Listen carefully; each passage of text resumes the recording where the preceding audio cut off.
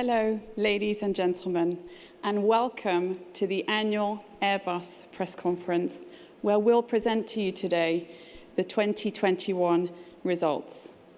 My name's Julie Kitcher. I'm EVP Communications and Corporate Affairs, which includes sustainability, and I'm here to present the results today with CEO Guillaume Faury and our CFO Dominik Asam. Once again this year, we're joining you live from our event centre here in Toulouse.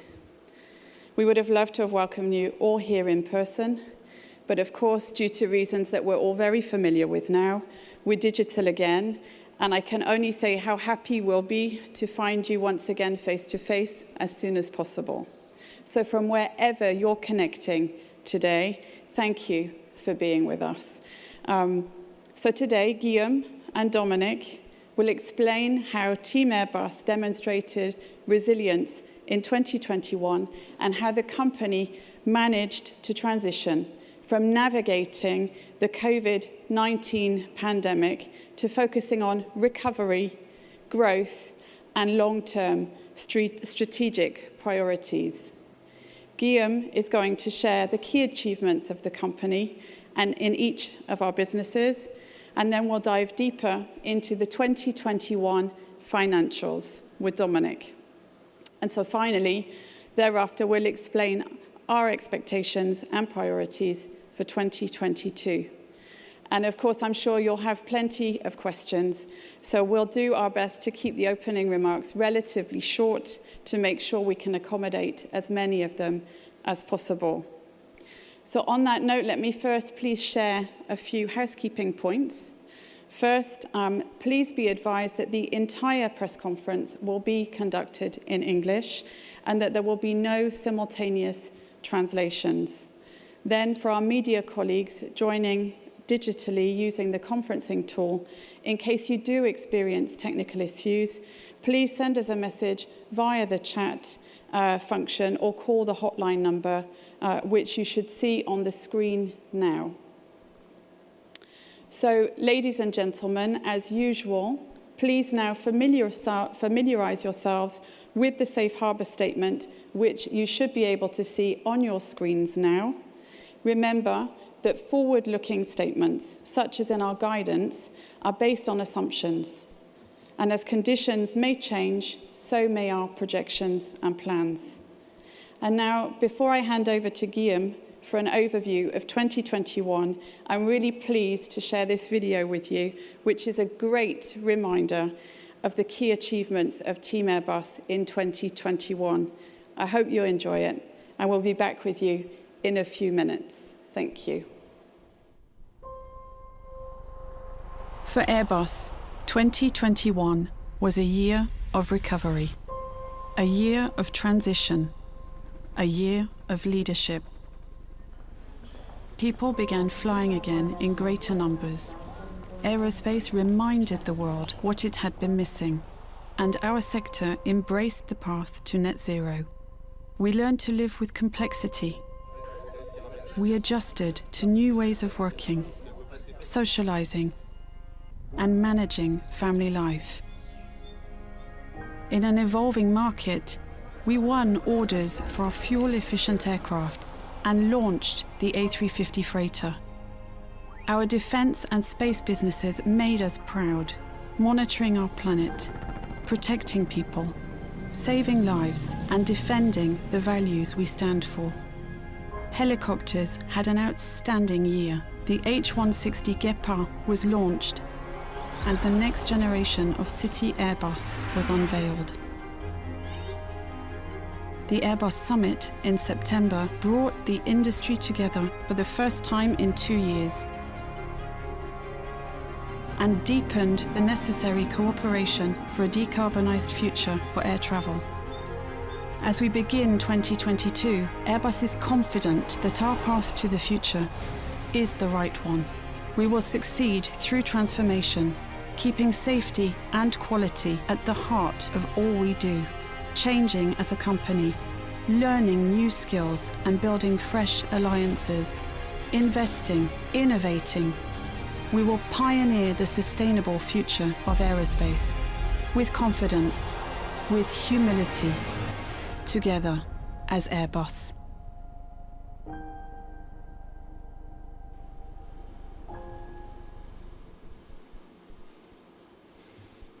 Great video. Hello everyone.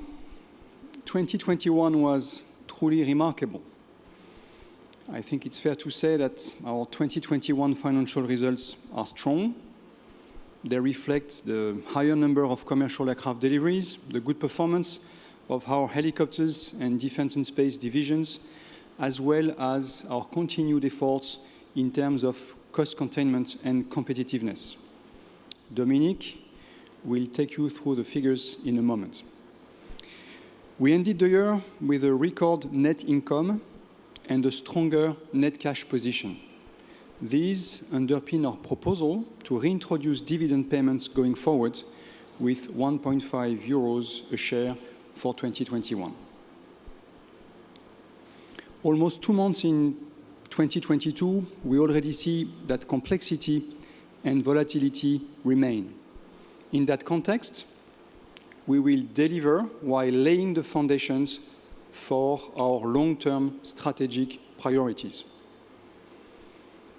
Our guidance for 2022 reflects both a recovery of single-aisle deliveries as well as growth and investment for the future. I will return to it in a moment. But before I do so, I'll start by providing you with an overview of the 2021 highlights across our various businesses. I'll start by taking you through our key 2021 achievements in the commercial aircraft area. In a context which remained volatile, we delivered 611 aircraft in 2021 and therefore achieved our delivery guidance for the year. This represents a year-on-year increase of 45 aircraft. On the booking side, we had 29 customers placing 771 gross orders. This notably included the first orders for our new A350 freighter, showing an enthusiastic customer response for this aircraft, which will set new standards of performance and efficiency in the market. Our commercial performance, especially towards the end of last year, also underscored the strength of our single-aisle family in terms of efficiency, sustainability, and competitiveness. At the end of December 2021, our backlog stood at 7,082 aircraft. As planned, we started ramping up production again towards our objective of reaching a monthly production rate of 65 for the A320 family by summer 2023. We are currently assessing what the trajectory should look like beyond 2023, and I expect we should be able to share more about this by the middle of the year. And of course, you will have seen the news coming from the Singapore Air Show this week, which confirms customer appetite for our range of commercial aircraft products. Now, on to helicopters. Great picture. In 2021, Airbus helicopters had another strong year while delivering several records in terms of financial performance. We booked 419 gross orders versus 289 in 2020 and delivered 338 helicopters worldwide compared to 300 in 2020, achieving in 2021 a book-to-bill well above 1 in units and in value. We saw strong commercial momentum from our home countries with key contracts including 40 H160s, 8 H225M and 2 H145s in France, 36 H135s in Spain, as well as 8 H145s for Germany. Meanwhile, the increase in orders for light helicopters reflected the recovery of the civil and parapublic market. This was also a very special year for the H160, with the first helicopter being delivered to a customer in Japan, while the development of the military H160M variant was formally launched with a firm contract from France Defense Procurement Agency. Overall, our helicopter business delivered a strong performance driven by growth in services, higher deliveries, as well as reliable program execution and cost focus. Now, on to defense and space. In 2021, we booked an order intake of 13.7 billion euros, up 15% compared to 2020, and representing a book-to-bill of around 1.3. This was mainly driven by major contract wins in military aircraft, such as an order for 56 C-295 tactical airlifters by the Indian Air Force, who will use the type to replace its aging fleet of transport aircraft. An order placed by the Republic of Kazakhstan for 2 A400Ms, demonstrating the export interest for this type, which was also confirmed by an order from Indonesia for 2 additional A400Ms, even though this is not yet in force, and 2 major contracts for the in-service support of the German and Spanish Eurofighter fleets. In 2021, we also continued to work on a number of projects which are of critical importance for Europe's strategic autonomy. First, the Eurodrone project. It received budgetary approval from all partner nations, Italy, France, Germany, and Spain, paving the way for contract signature of this key collaborative program. Eurodrone will also be the first product to be fully designed and developed from the start using our new DDMS, Digital Design, Manufacturing and Services concept. And on FCAS, we continue to work with our industrial partners with the objective to move on to the next development phase in 2022. Finally, in our space system business, highlights included a contract to design and manufacture 6 Galileo satellites. Before we move on, I would just like to highlight the critical role that our defense and security solutions in helicopters, like in defense and space, play to enable the peace, stability, and security without which sustainability can simply not exist. As such, we are proud to see our products and services contribute to a safe and united world, and we are committed to our strong positioning in defense. With that, I'll hand back to you, Julie. Thank you, Guillaume. Thank you very much. So now, Dominik, let's take a look at the financial performance for 2021 from your perspective, please. Over to you. Thank you, Julie. Good morning to our media colleagues and to all those who are following us live today. I will talk you briefly through the key highlights of our 2021 financials. As Guillaume said earlier, 2021 was a remarkable year during which Team Airbus delivered a strong performance. This, of course, is also reflected in our financials.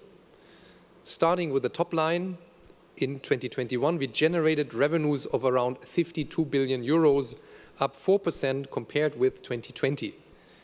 This, of course, reflects the higher number of commercial aircraft deliveries, even though it was partially offset by depreciation of the average US dollar exchange rate. Our fiscal year EBIT adjusted increased to 4.9 billion euros. The strong year-on-year improvement was driven mainly by the commercial aircraft performance, but also by our efforts on cost containment and competitiveness. It also reflects a reduction of risk exposures, which enabled us to release some provisions. We notably reviewed the COVID-19 related charges booked in 2020 and reassessed our level of exposure, which positively impacted our EBIT adjusted, notably in the second half of the year. When we look at the results of the divisions, commercial aircraft EBIT adjusted increased to 3.6 billion euros, driven by the aforementioned factors. Airbus Helicopters EBIT adjusted increased to 535 million euros, and that's up 13.6%, while Airbus Defence and Space EBIT adjusted increased to 696 million, up 5.5% compared with 2020. Now, coming to our consolidated EBIT reported, this was around 5.3 billion euros and included net positive adjustments totaling about half a billion euros. We reported a record net income of 4.2 billion euros for the year. In terms of cash, our free cash flow before M&A and customer financing stood at a positive 3.5 billion euros. This reflects our efforts on cash containment, as well as a decrease in working capital, mainly driven by inventory improvements. At the end of the year, our net cash position had improved to 7.6 billion euros, and our liquidity position remained strong, I'd rather say very strong, and stood at 28.7 billion. Going forward, we'll continue to adopt an active approach when it comes to managing our liquidity with the objective of maintaining our robust credit rating. With that, back to Guillaume for a forward look at 2022 and our priorities for the business. Thank you, Dominik. I think we can agree that 2021 was a remarkable year in many aspects. And now we have a lot on our plate for 2022 as we work to deliver on our commitments while closely managing our business risks.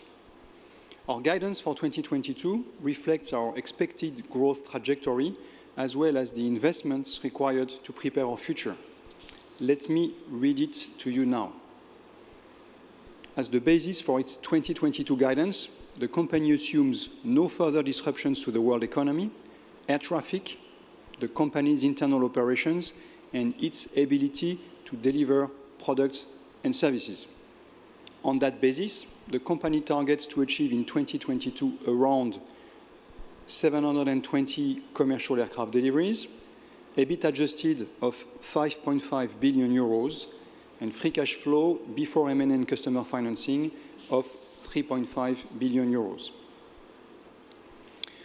So, looking beyond the numbers, what will our priorities be in 2022? First and foremost, we'll continue to focus on our people, who are key to the success of both our short-term recovery and our long-term future. This means focusing on the safety of our teams while developing their skills and competencies, and also seeking the new talents we need for the future. We recently announced a global plan to hire around 6,000 new recruits worldwide, and this is a beginning. Not only do we want to acquire the new skills that Airbus needs in the post-COVID world, but we will also reinforce diversity in Team Airbus to be ready to pioneer sustainable aerospace. Of course, ramping up the production of our A320 family will remain at the heart of our priorities, and we'll continue to work closely with our suppliers to make it happen. This ramp-up will also be made possible by the transformation of our industrial system, which already achieved major steps in 2022 with the go-live of Airbus Atlantic in France and an agreement with our social partners in Germany to establish a fully integrated aerostructures assembly company in July. All these changes will put us in the right position to prepare the next generation of products and deliver on our ambition to lead sustainable aerospace. And on this note, I think you've heard enough of us talking, so now it's time for us to hear your questions. Back to you, Julie. Thank you, Guillaume. Thank you. So, ladies and gentlemen, we're now about to begin our Q&A session. For our media colleagues who are connected through the virtual conferencing app, let me share a few points. So if you would like to ask a question, please click on the hand icon in your Blue Jeans interface.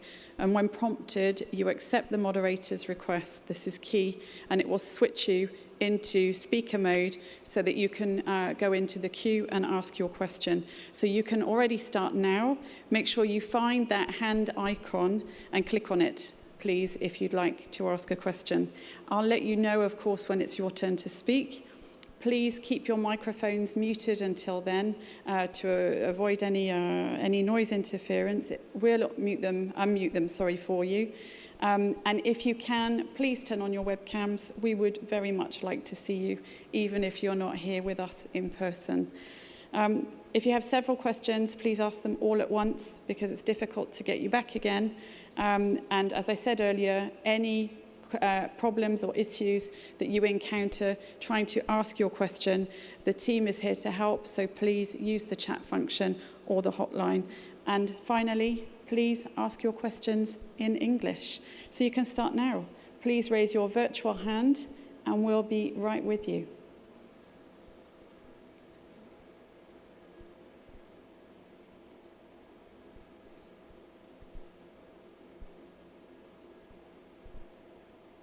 Okay, thank you. So we have the first question from Luis Calvo, Fly News. Good morning. I would like to ask Mr. Faury for an assessment of the meeting with Pedro Sanchez the other day in Madrid, whether the contracts agreed but not signed were discussed. Buenos días, Luis. It's a pleasure to answer your question. It was indeed a very good meeting that we had. It's something now that we do on a yearly basis with the Prime Minister, with President Sanchez, and also some ministers. And we review the progress of the relationship in commercial, in defense, in helicopters, in space, trying to look forward.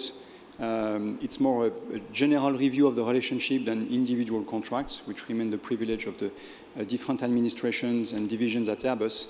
And we're really making progress moving forward in our overall relationship with Spain. So overall, very good feedback of the meeting, which I think was reflected in the press as well 2 weeks ago. Thank you, Guillaume. Thank you, Luis. So we go to the next question. We have Charlotte Ryan from Bloomberg. Good morning, Charlotte, joining us live. Good morning, everyone. Thanks for taking the questions. Firstly, on the financials, you've set a higher delivery target for this year, but the free cash flow target looks a little conservative at around the same level as last year. Just wondering why that is. Do you expect higher costs this year, or is it just more of a reflection of caution at this point? And then secondly, if I could ask a question on the legal dispute with Qatar Airways. That battle is drawing a lot of attention in the industry, particularly due to Airbus's decision to cancel the 321neo contract. I just wonder what you would say to airline customers who are concerned at how this is all playing out. Thanks.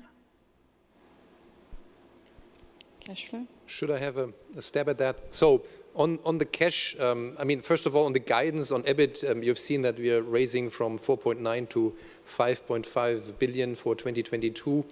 And that is really reflecting the increase in our deliveries, but there are some headwinds. We have decided to really step up the pace of investment in the future at the tune of about 500 million if you include everything, and that's expenses that will weigh on the results. There's a little bit of a foreign exchange headwind, and yes, we also have to take into account the inflation. So if you put all that together, you will see that this is a quite ambitious increase to 5.5 billion. Now, on the cash flow, there are certain items where we have taken provisions in the past. You can mention the A400M, you can mention the A220 program, where we took some provisions when we bought the program. And also, there are still some provisions on the compliance side, and this is explaining why and how we come from the 5.5 billion euros of EBIT down to the 3.5 billion of free cash flow. So I would not say this is a conservative guidance. It simply reflects our best assessment of what we see today. Good morning, Charlotte. Good to see you on the screen. When it comes to the dispute with Qatar Airways, well, that's something we don't feel good about. We don't like to be in that situation. It's quite a unique situation. It's a very public dispute, and this has been made very public by our customer. We need to deal with the situation, and there's now a legal case ongoing. We have to take steps to protect ourselves and protect the company, and that's basically what we are doing. But obviously, we continue to try to resolve the situation in a more amicable way, if possible. Great, thank you, Guillaume. So now we'll turn to the chat, and we have a question from Julien Marion at GF Dow Jones. Bonjour, Julien. So 3 questions here. So there's no firm commitment yet for rates 70 and 75 for the A320 per month. Is it still a possibility for 2024 and 2025? The second one, is your guidance cautious? And the third, what challenges are you facing for the ramp-up? So I'll take the first one. As we have already indicated, we are ramping up to reach rate 65 per month on the A320 family by mid of next year. And we are assessing the situation and the demand and the supply capacity to decide what we want to do for 24, 25 and beyond. We have not yet taken decisions, and we expect to take decisions by mid of the year to be ready for 24 and 25. And we are indeed considering rates beyond 65, 70, 75 is making sense. But again, no decision has been taken yet. And we think it's going to be the case around mid of this year. I'll answer the third part of your question at the same time. We guided last year for 600 deliveries, and we've done 611. We're guiding this year for 720 deliveries. So from 600 to 720, that's plus 20%. It gives an indication of the challenge itself. Because it's a speed of ramp-up which is quite unique. We are with a production system that is already in place. We produced almost at rate 65 just before COVID-19, but we need to take everyone, the supply chain, ourselves, from rate 40 we had last year in COVID-19 to this rate 65. And we do this in an environment that is complex.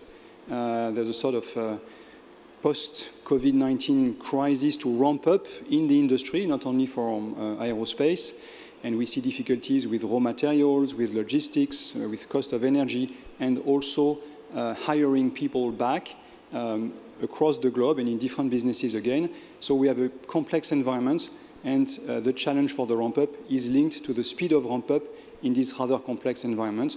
But we think we've given a guidance that we can reach 720 roughly this year. So that's the challenge for the year. Dominik, do you want to take the... I think, of course, the most important drivers of the guidance is the deliveries, and you have commented extensively on how we assess that. I'd say the transmission of these deliveries into earnings and free cash flow is, as always, a balanced guidance we take to balance risks and opportunities around that guidance.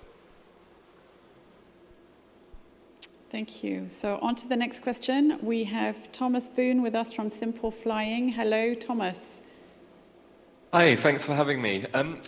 I just wanted to touch briefly on the Airbus A220. Obviously, with the orders that you've placed in Singapore, that's now got over 700 orders. And last summer, Christian was saying about a potential stretch to the aircraft, that you've got the capability of it, but you want to get it to its cruising altitude first. So I just kind of wanted to know sort of where you see the cruising altitude of the A220 before you look to stretch it, and when we might reach that target. Thank you, Thomas. I like to hear questions on the stretch of the 220, because what we call the Dash 500 will be a good version, and a very good version of the A220. But again, we are not yet there. We are not at the cruising altitude. We are gaining altitude. We have the target to be break-even by mid of the decade, to reach the rate 14 at that point in time. We've just put in place the pre-FAL in Mirabel. So we are in that phase of the program to continue to ramp up production and to deliver performance with the existing Dash 100 and Dash 300. So your question is a very good one, but any answer from my side would be premature. Thank you. Okay, we're going on to another live question from, we've got Richard Sherman on the screen from Air Insight. Hello to you, Richard. I think I'm unmute. Yeah, good morning. Good morning. I have a couple of questions. I listened to the analyst poll, and they said, Mr. Faury, that the aerostructure unit in Germany is ready to start in July 1st. Can you elaborate a little bit more? What is the situation now? I just saw the press release that was issued by the IG Metall Union on February 1. What is now the situation on the German aerostructures business? My second question is, your research and development spending was down last year over 2020, but Mr. Asam, you said it will go up to 2.9 billion in 2022. Can you specify how much do you invest now in the zero-E hydrogen project? Okay, Richard, thanks for the questions. The situation on the aerostructure assembly in Germany is the following. On the 1st of July, we will set up the new company, very similar to what we have done on the 1st of January with Airbus Atlantic in France, that will have in its scope the plants that work on aerostructure assembly in Germany, coming from what is Airbus commercial today and Premium Aerotech, and this will be put in place and will start running on the 1st of July. That's what we have agreed with our social partners. When it comes to the detailed parts, we're still evaluating together with the company called Mubea and our partners IG Metall what is the best way forward, and we've given to ourselves a couple of months to come to conclusions. But your question on aerostructure assembly, the answer is very clear. We build the company and it will start running on the 1st of July. When it comes to zero-E, we are not indicating the amount of money we spend by program when it comes to research and preparation of the future.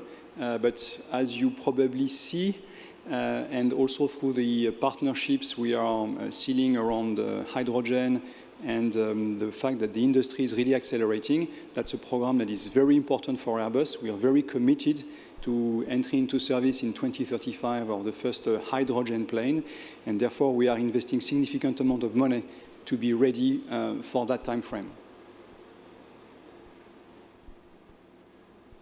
Thank you. Thank you. So we've got another one coming through now on the chat from Jan Koszenek, Air and Cosmos. Thank you, Jan. So how do you analyze the flurry of orders for eVTOLs? Is there a share of speculation from investors? Thank you for the question, Jan. There's a lot of momentum around eVTOLs, and as a former helicopter guy and with love for vertical flights, I can only welcome this appetite for eVTOLs. Well, a lot needs to happen before we have a market that is structured and then start to create revenues and margins. There's still a lot of development to be made on the technology, on the certification, on the regulation for operations. So we're investing at Airbus. We see many others investing. There's a lot of money going into that segment. But I believe there's still, as I said, a lot of work to be done before we come to real commercial operations. And that's going to be probably more for the second half of the decade. And therefore, there might be some attrition compared to what we see today in the numbers of companies working on eVTOLs. A smaller number of concepts will make it to the market, and the jury is out on who's going to make it first and what kind of concepts will win. But anyway, for us at Airbus, we like the fact that eVTOLs are relying on electric flying, and all what we do on electric flying will be used for other products, and in particular for commercial aviation at a later stage. So it makes a lot of sense for us to be part of the eVTOL very buoyant ecosystem. Thank you, Guillaume. Okay, we're turning live now to Delphine Tio from Investia. Yes, hello. Nice to... Could you hear me? Yes, hello. Hello, nice to see you. Just two small questions. You spoke about inflation, but quickly. Is it possible to have some more details, maybe to understand how much inflation on raw materials, wages, or energy will cost to Airbus this year? And the second one, it's also on figures. You spoke about Qatar Airways, but I don't see if you have registered some provisions on the risk.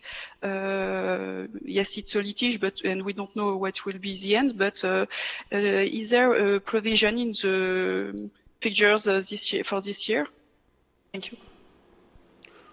Okay, so on inflation, it's a quite complicated question you ask here because there's many factors we have to take into account.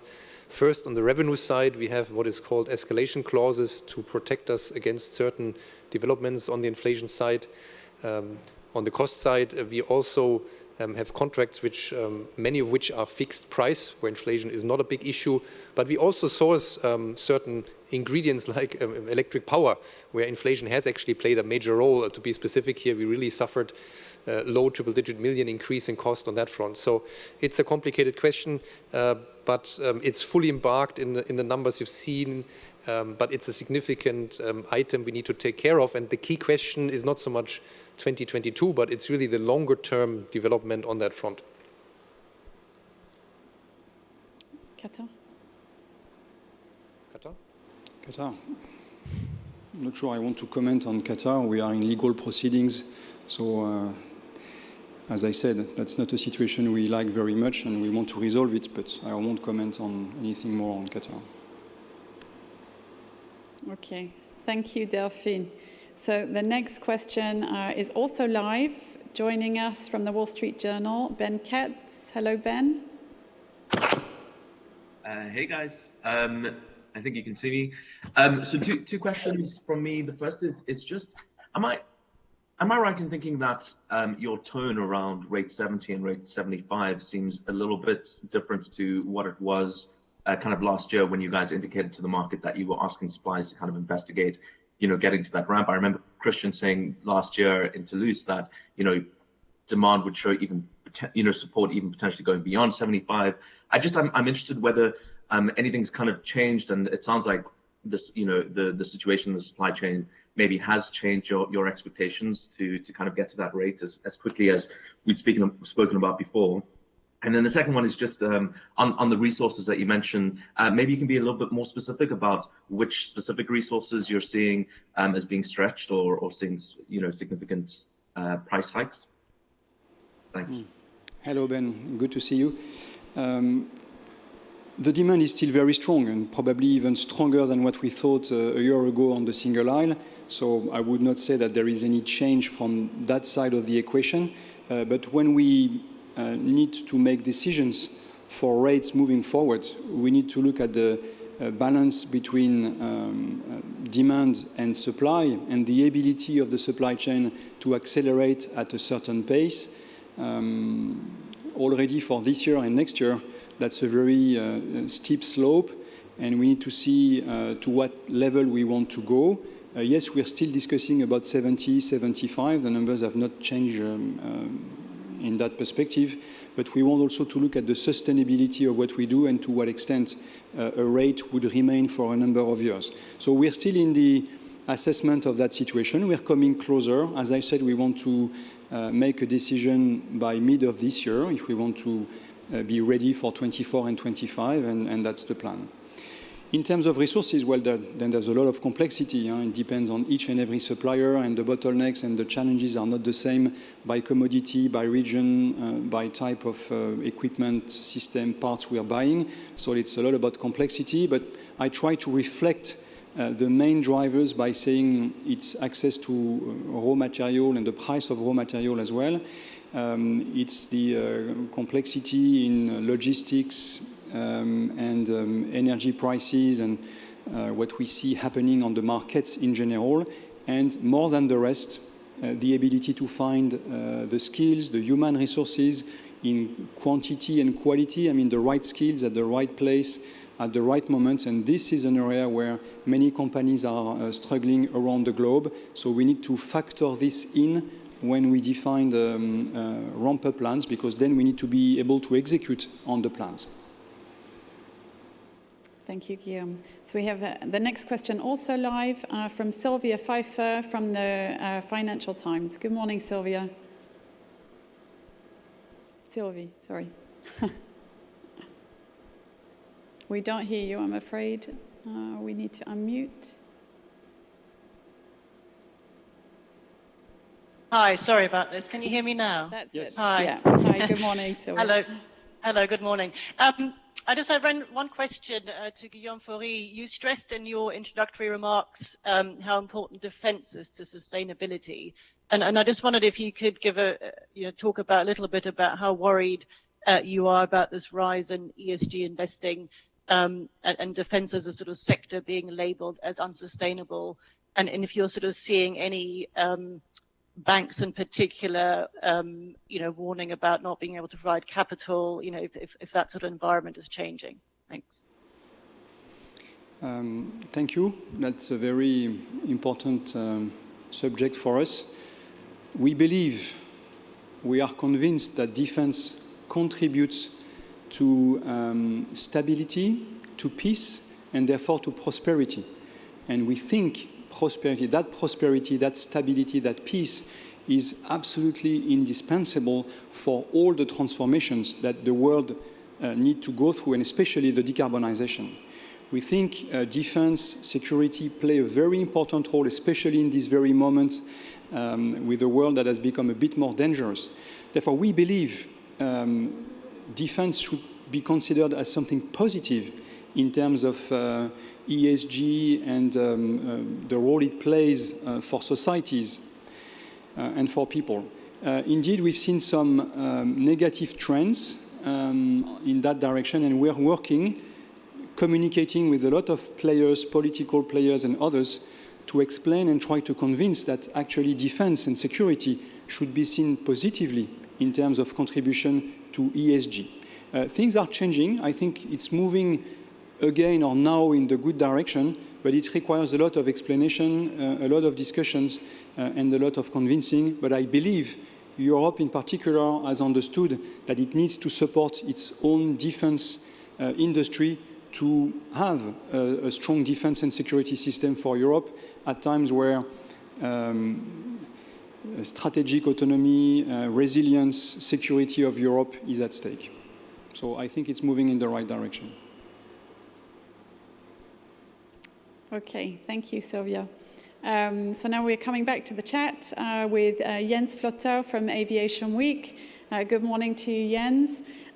So Jens's question, are you concerned that high fuel prices and particularly higher interest rates will impact your customers' ability to fund new aircraft? Okay, should I take that? So, of course, these factors play a role in the cost of flying an aircraft. But I think we have not reached levels yet where the higher fuel prices would really curb the demand for air travel, given the part of the cost in that bucket.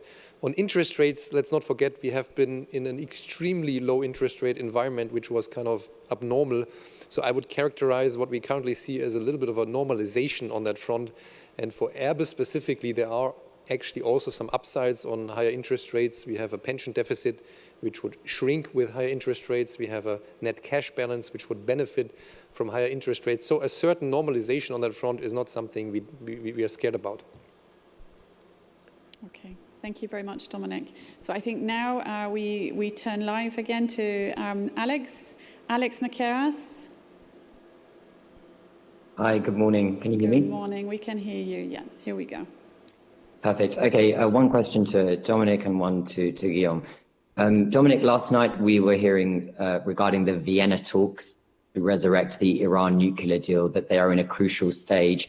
Iran's aviation authority chief has said that if there is progress and they do resurrect that deal, they are hoping to resume deliveries of Airbus aircraft. Is the Iran situation anything that you guys are factoring into the 2022 outlook, hoping to be able to resume deliveries if you're able to? And to Guillaume, Mr. Faury, a few years ago at the delivery of the world's first A350-1000 to Qatar, But Brice Brazier, at the time, the CEO, commented on the high expectations of the airline and said that with the next CEO, Guillaume Faury, each A350 will, quote, satisfy every requirement. Now 20 of those A350s are grounded in Doha in the year of the World Cup. Will Airbus publicly commit to establishing a root cause for the issue? And is Airbus willing to completely lose the Gulf carrier to Boeing? Thank you. I'll maybe start with that one.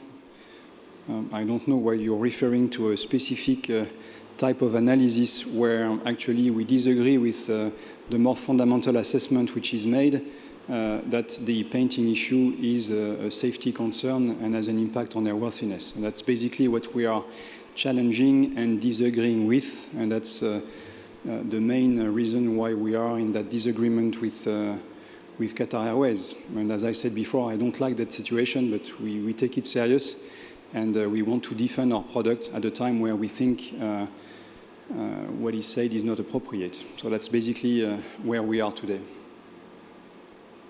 Dominik, on the other one? On the Iran question, the answer is no. I think that is completely premature at this stage, so we do not have any assumptions on deliveries for 2022. But of course, we monitor the situation very closely.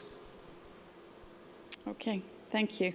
So we have a question come through from Olivier James, using Nouvelle. Bonjour, Olivier. Is the new final assembly line in Toulouse for the A321 now operational? Hello, Olivier. The answer is we are on track with the timetable we had set to ourselves, which plans for an entry into service, if I may call it like this, a start of production and delivery of airplane from the A321 FAL in Toulouse next year. Thank you, Guillaume.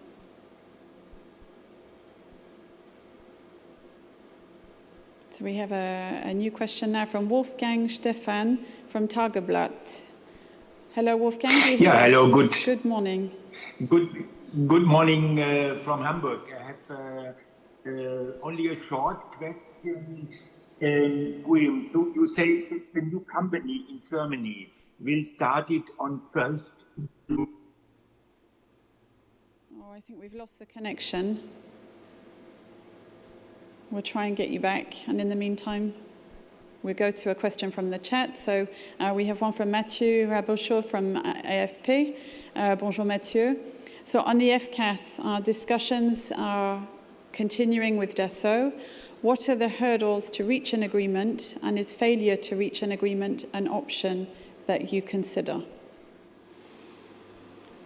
Good morning, Mathieu, and thank you for the question. These are complex discussions because it's about a new program that looks into the future with a lot of new technologies. And the discussions are around the work share, the lead share, the responsibilities of both companies. And it takes more time than what we expected, but it's not uncommon to be in those kind of discussions and negotiation before signature of a contract of that size. Is failure to reach an agreement an option? Well, that's not the way we look at it. We think FCAS is front and center to the strategy of Europe. I think Germany, France, Spain are very committed to the program, and as Airbus, we are trying to do our utmost to resolve the issues and find an agreement and move forward. Okay, so while we wait for the connection with Stefan, we go for another one on the chat. So Wolfgang Horsch, Hamburger and Abendblatt. Beginning this year, you'll receive 6 A380s back from Lufthansa. What are you planning to do with the planes? Would you found your own airline, like the Beluga? And on the second one, ramping up A320 production. So far, around half of the machines have come from Hamburg. Will this split remain in the future? Thank you for the questions. We don't plan a new activity as an operator with the A380s, so that's not on our plan. And when it comes to the A320 production, well, we have 4 lines in Hamburg. they still continue to ramp up. We are not at the mature level of production recovering from COVID-19 in particular. There's more and more A321 in our production, and Hamburg plays a very important role. And on top, the entry into service of the A321 XLR will be done in Hamburg. So in terms of work for Hamburg, you have a number of planes, but you have also the growing mix and complexity of the planes we deliver from Hamburg that plays a very big role for Airbus. We continue to have the same assembly lines around the world, so the split will remain probably the same, but with more and more focus and importance of the 321 and the 321 XLR in Hamburg. I hope it answers your question. Thank you, Guillaume. So we move to the next question, please. Thank you. So we have a question from Véronique Guillemard from Le Figaro. Bonjour, Véronique. Are you worried about the evolution of exchange rates between dollar and euro? What is your estimate of the impact this year? How do you assess the geopolitical risk, so tensions between Russia, the Ukraine, and the China Sea, for your investments and facilities? Let me start with the second part of the question, and Dominik will try to answer, or will answer, I'm sure, the first part. We are, as human beings and citizens, of course, worried about the evolution around a number of conflicts around the world, and we believe putting aviation back on is important, commercial aviation, to make sure people can travel and meet each other and contribute to easing or resolving the tensions. That's maybe the first point. But of course, this more complex environment in terms of geopolitical tensions is something we are monitoring. We don't feel exposed or significantly exposed on the short term, but would major disruption happen as a result of new conflicts, this is something we would have to evaluate and assess, of course, on a case-by-case. On US dollar, we actually have a quite, I'd say, prudent hedging policy. So for 2022, we are largely hedged, so the exchange rate will not play a major role. There is a slight depreciation of the exchange rate in our hedged book, so we will have a little bit of a headwind in 2022, but that's very manageable, low triple-digit million. And in the long run, we actually like a strong US dollar because our revenues are predominantly denominated in US dollars, so we benefit from the strong US dollar we currently see. Thank you. So we're going back to our live system. We have a question live from Tim Hiefer from Reuters. Good morning, Tim. Hi, I hope you can hear me. We can. Great. I wondered, just going back to the A350 and Qatar. Firstly, other than Qatar, could you tell us how many airlines have now reported problems with the surface deterioration on the A350, and have you agreed to compensate any of them? And secondly, if I could just go back to your decision to cancel the A321 contract, that did surprise quite a few people because you cancelled the whole A321 contract, but only 2 of the A350s, and everyone is aware that you have a lot of demand for A321s, but very little demand for A350s. So it could be seen as a self-interested approach. What do you say to people like Willie Walsh and others who have expressed concerns that that aircraft manufacturers should not exploit their market strength? Thank you. Thank you, Tim. So on A350, we are in discussion and with all airlines when it comes to the so-called surface degradation, and we've been super transparent and explaining the situation to all of them, and I'm happy to say that no other airline than Qatar Airways sees it as an airworthiness issue. We consider it's not, and this is also their assessment and the one of the EASA, that is the primary authority for the A350. On the A321, no, it's not self-service, not at all. It comes from the contractual situation with Qatar Airways. We are now, as I said, in a legal dispute, and we have to take steps which are really linked to that very specific situation. So, again, it's not anything else than the situation we're in with Qatar Airways, unfortunately.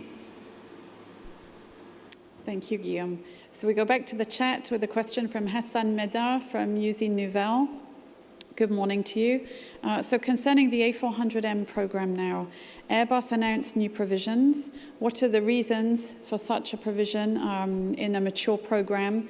And after Kazakhstan and Indonesia, does the group expect new export sales this year? First, I'd like to say we are very happy to see export customers interested with the A400M and signing for the A400M. And yes, indeed, we expect more to come in the future. And when it comes to the situation, the financial situation on the A400M, as you know, it's been a difficult program over the years. We are now progressively improving the picture and the situation, but there's still a bit of work, and I think that's what the 2021 results reflect as well. But I would say all what has happened with Kabul and the role that the A400M of many, many countries of the world played in the evacuation of Kabul has shown again the importance of having that kind of capacity for airlines around the world, and I'm very happy to see that there is momentum, commercial momentum, around the A400M. We think the planes really deserve it. Thank you, Guillaume. So we're going to go live now on CCTV in China. Hi, can you hear me? Yes, we can hear you. Hello. Okay, thanks for the question, for the opportunity. I have two questions. First is regarding supply chain. We know that a lot of industries are being disrupted. We want to know how is Airbus coping with that problem? Are there still parts that are in shortage, and what measures are being taken? The second question is about hydrogen fuel. We know that Airbus and Singapore has recently signed a contract to further the research. So when would we say that hydrogen fueled aircraft being put into use? That's my questions. Thank you. Thank you. These are actually two important questions. We don't see on our supply chain disruptions as such, but it's the result of a lot of work, and thanks to, in particular, all what we've put in place during COVID to manage the COVID situation, in particular what we call our watchtowers, which is a way to gather information, to monitor the situation with all suppliers, and in particular the ones that we consider the most critical ones, and gain anticipation. And having the ability to look with anticipation gives us the ways, the time to react, to correct, and find solutions. And that's what we've done so far. So we are in this very complex and challenging environment, but because of our ability to look with our suppliers much ahead of the problems, we can find solutions before it hits our production. And for the moment, we continue to ramp up at the pace we had given to ourselves, and we think we'll continue to ramp up at that pace. So, so far, so good, and I think we have the systems in place to continue to move forward positively in this environment.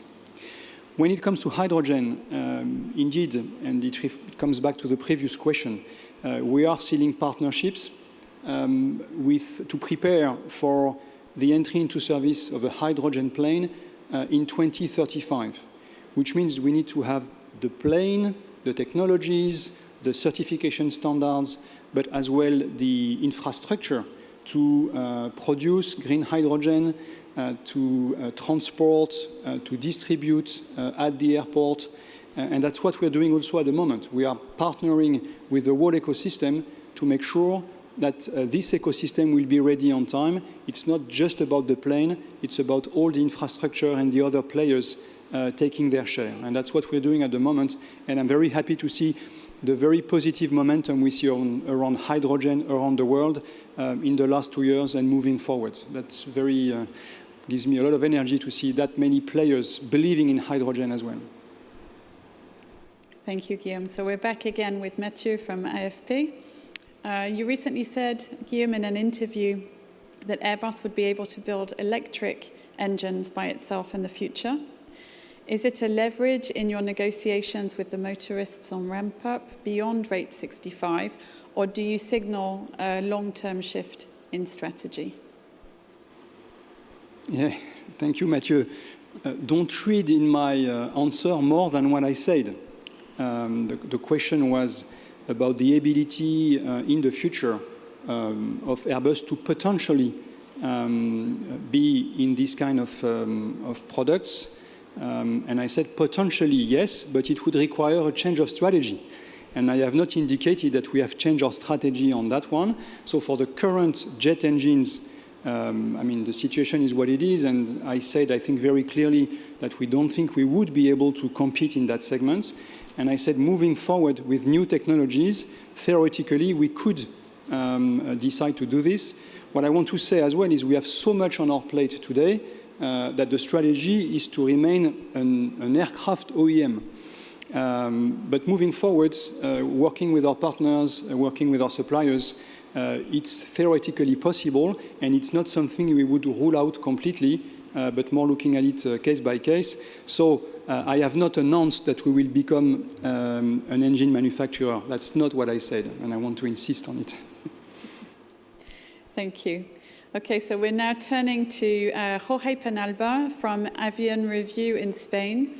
With the investment of 1.2 billion in Mirabel, together with the Quebec government, what is the production capacity you expect to reach in the final assembly line, and is the date of 2030 still the target date to make the program break even?